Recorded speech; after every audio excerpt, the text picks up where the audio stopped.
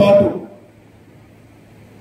50-60 ఏళ్ళు ఈ ప్రాంతానికి చేసిన ఎనలేని సేవలు మరి ప్రత్యేక రాష్ట్రంలో కానీ ఉమ్మడి ఆంధ్రప్రదేశ్లో కానీ ఒక ఆదర్శ నాయకుడు జానారెడ్డి గారు మరి వారిని ఒకసారి మరి వారు చేసిన సేవలు కూడా ఈ ప్రాంతానికి చేసిన అభివృద్ధిని నేను గుర్తు చేసుకుంటూ అడ్లూరు లక్ష్మణ్ గారు మన జిల్లా ఇన్ఛార్జ్ మంత్రిగా రావడం మనందరి అదృష్టంగా భావిస్తున్నాం. ఒక దళిత దిగ్గజం, మీ అందరికి తెలియదేమో, ఆయన సర్పంచ్ నుంచి రాజకీయ జీవితం మొదలు పెట్టుకొని ఉమ్మడి కరీంనగర్ జిల్లాకి జిల్లా పరిషత్ చైర్మన్ గా, ఆనాడు ఆంధ్రప్రదేశ్ కి ఎస్సీ కార్పొరేషన్ చైర్మన్ గా, శాసన సభ్యుడిగా, ఇప్పుడు వారు కాంగ్రెస్ పార్టీకి వారి విధేయత, లాయల్టీ, సిన్సియారిటీ గుర్తించి అధిష్టానం అడ్లూరు లక్ష్మణ్ గారిని మంత్రి చేయడం నాకు ఎంతో సంతోషం. మరి వారిని మరి ఈ ప్రాంత వాసిగా, ఈ యొక్క ప్రాంతానికి చెందిన ప్రజాపతిగా మనస్ఫూర్తిగా లక్ష్మణ్ గారు కూడా ఆహ్వానిస్తున్నారు. మరి శంకర్ నాయక్ గారు, పిఎల్ఆర్ గారు మీ అందరూ తెలిసిన విషయం. మరి కర్ణాటి లింగారెడ్డి గారు చాలా చిరకాల మిత్రుడు. వారికి కూడా ముందు ముందు రాజకీయాల్లో బంగారు భవిష్యత్తు ఉండబోతుందని చెప్పి నేను ఆశిస్తున్నా. నా సంపూర్ణ అభినందనలు, శుభాకాంక్షలు. మిత్రులారా, ఈరోజు నేను నాగార్జున సాగర్ కాన్స్టిట్యున్సీకి, నాగార్జున సాగర్ డ్యామ్కి రావడం ఎంతో సంతోషిస్తున్నా. ప్రత్యేకంగా ఎందుకంటే 18 ఏళ్ల తర్వాత నాగార్జున సాగర్ డ్యామ్ నుంచి జూలై మాసంలోనే నీళ్లు విడుదల చేస్తున్నాం.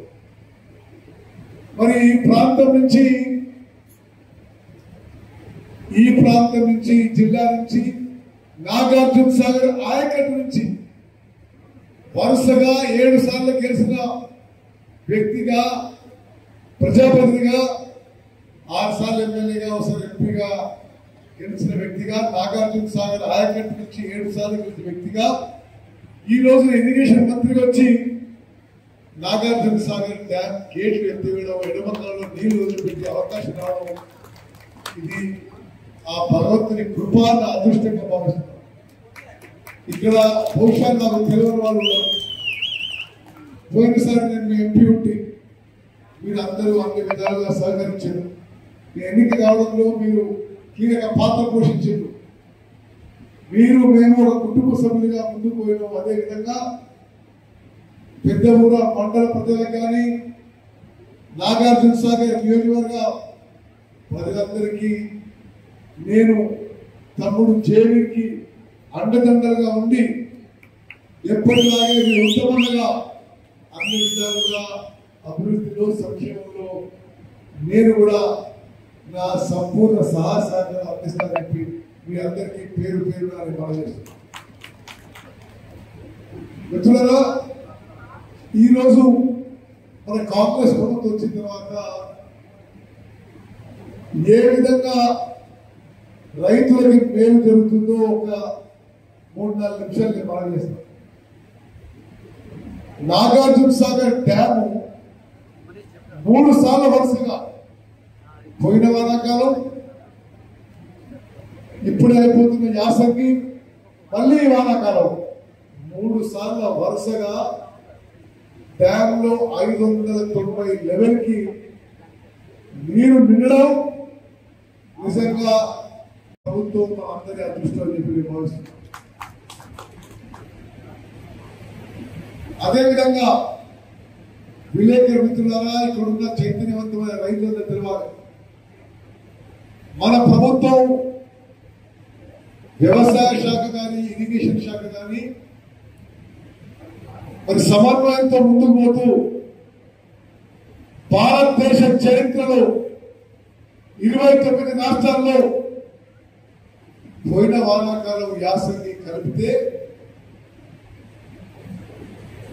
ఎన్నడూ తెలంగాణలో 10 ఏళ్లలో జరగలే. ఉమ్మడి ఆంధ్రప్రదేశ్లో 23 జిల్లాల కంటే ఎక్కువ 281 లక్షల మెట్రిక్ టన్నుల వరి ధాన్యం పండింది మన ప్రభుత్వం వచ్చిన తర్వాత. ఇంత వరి ధాన్యం ఒక సంవత్సరంలో భారతదేశంలో ఏ రాష్ట్రంలో పండలే. ఇది మేము చెప్తున్న మాట కాదు. భారత ప్రభుత్వం Telangana is #1 rice producing state in the country అని అవార్డు ఓడిసిన విషయంలో మనం చేస్తాం.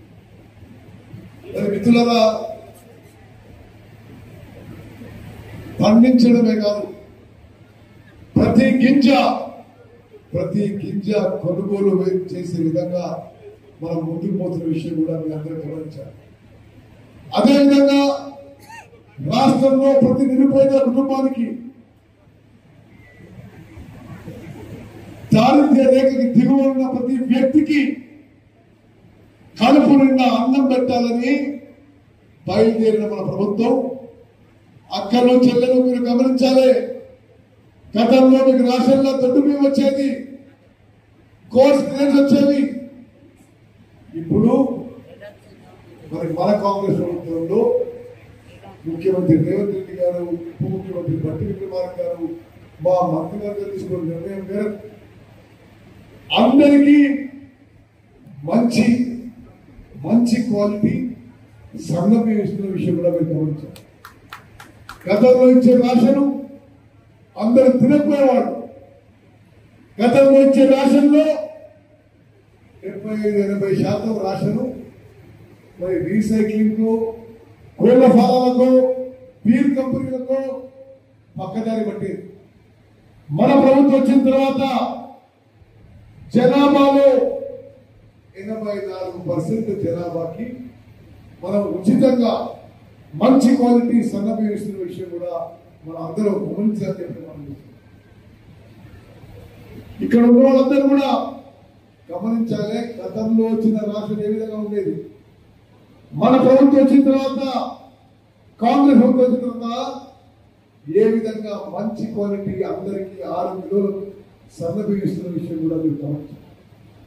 గత 10 ఏళ్ల పాటు ఇప్పుడే నేను జేవీని అడిగినా, లింగారెడ్డి గారు గత 10 ఏళ్లలో రేషన్ కార్డు ఇచ్చిందా, శంకర్రాకి ఇచ్చిందా, లక్ష్మణ్ బియ్యం ఇచ్చిందా? రాష్ట్రంలో ఎక్కడ రేషన్ కార్డు కొత్త ఇవ్వలేదు. మన కాంగ్రెస్ ప్రభుత్వం వచ్చిన తర్వాత అర్హులైన ప్రతి ఒక్కరికి కొత్త రేషన్ కార్డు ఇస్తున్నాము. మా ఆలోచన ఏంటంటే రాష్ట్రంలో ఎక్కువ శాతం జనాభాకి కడుపు నిండా అన్నం పెట్టాలి, ఎక్కువ శాతం జనాభాకి మరి కొత్తగా రేషన్ కార్డు ఇవ్వాలి. పాత రేషన్ కార్డులో ఎవరైనా కుటుంబ సభ్యులు చేర్చుకోలేకపోతే అది కూడా చేర్చుకునే విధంగా ముందుకు పోవాలని భావిస్తున్నాం. కొన్ని అంకెలు మేము మనం చేస్తున్నాం. ప్రత్యేకంగా విలేకరుల మిత్రులు మనం చేస్తున్నాం. మా ప్రభుత్వం వచ్చినప్పుడు రాష్ట్రంలో 89 లక్షల రేషన్ కార్డు ఉంది. లబ్ధిదారులు 2,81,00,000 ఉంది. ఇప్పుడు రాష్ట్రంలో 97 లక్షల రేషన్ కార్డు మరి ఉండబోతున్నాయి. గతంలో 2,81,00,000 మంది జనాభా ఉంటే, లబ్ధిదారులు ఉంటే, ఇప్పుడు 3,15,00,000 మందికి కొత్తగా రేషన్ ఇవ్వబోతుంది. అదేవిధంగా మీ మండలము, మీ చెప్తారు, నాగార్జున సాగర్ ఇదివరకు 81,000 రేషన్ కార్డు ఉంటే మరో 10,800 రేషన్ కార్డు ఇస్తున్నాం. అదేవిధంగా కొత్తగా మరి 52,000 మందికి రేషన్ అందజేయబోతుందని చెప్పాలి. ఒక్కసారి ఆలోచన చేయండి. ఒక్క నియోజకవర్గంలో 50,000 మందికి కొత్తగా రేషన్ లబ్ధి అందించే ప్రభుత్వం మన కాంగ్రెస్ ప్రభుత్వం ఇస్తున్నది. ఈ రేషన్ కార్డు ఇచ్చే ప్రక్రియ నిరంతర ప్రక్రియ. ఏదో కొంతమంది ఇచ్చి ఆపే ప్రక్రియ కాదు. అర్హులైన ప్రతి ఒక్కరికి రేషన్ కార్డు వచ్చే వరకు మన ప్రభుత్వం ఈ ప్రక్రియ కొనసాగుతుందని చెప్పి నేను మనం చేస్తున్నాం.